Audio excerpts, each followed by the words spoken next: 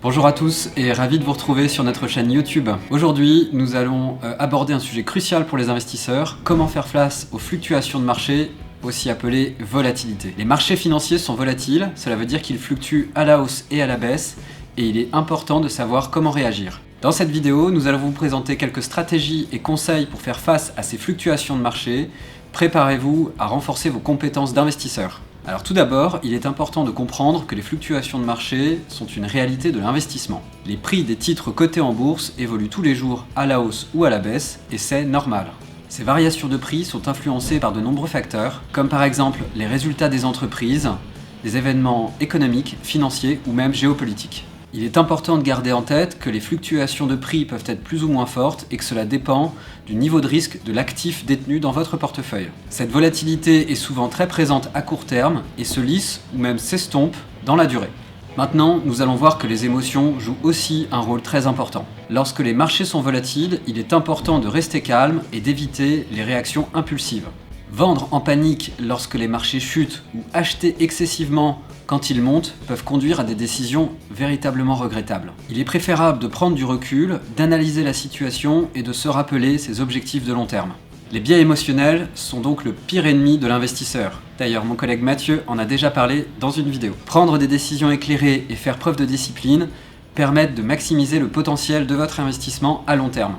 Un autre bon réflexe pour faire face aux fluctuations de marché est de diversifier son portefeuille.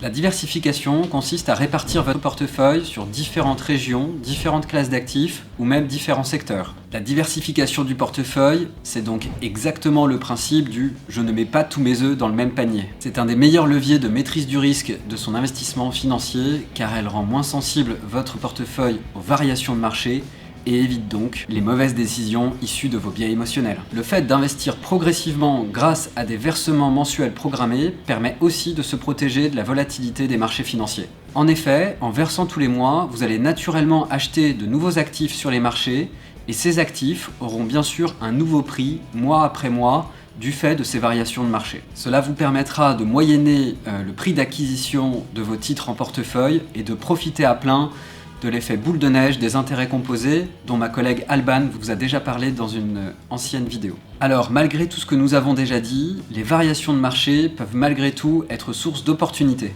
Lorsque les marchés baissent fortement, certains investisseurs voient cela comme une opportunité d'acheter le marché à prix réduit et de profiter d'un levier de hausse supplémentaire à long terme. Cependant, cette pratique s'adresse surtout aux investisseurs les plus avertis et n'est pas exempte de tout risque.